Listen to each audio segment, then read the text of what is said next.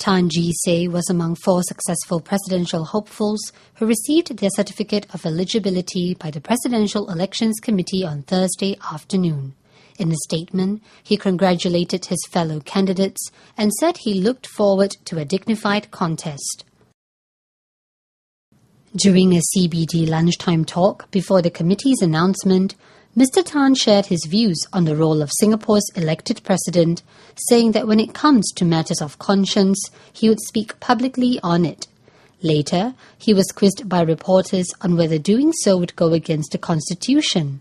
Mr. Tan detailed how he would approach the government to resolve conflicting views.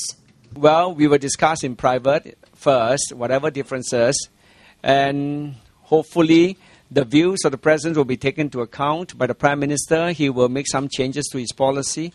And then the President, as President, I will not pursue further. He has taken note. But if he persists and, maybe I reserve my right to speak out if it is on fundamental issues of conscience. If it is serious enough, fundamental issues of conscience, like the death penalty about casinos, the ministers of the PAP, MPs have spoken against the government on casinos as well. They have confused the people, if you believe Mr. Shanmugam. So why should other non-PAP people not be allowed to confuse the people when PAP MPs and ministers are allowed to confuse the people? Have they been sacked by the PAP? Some of them have also been put forward to the people for election too, as for another term. Mr. Tan believes the elected president must address economic issues that may have widened income gaps and caused social division among the people.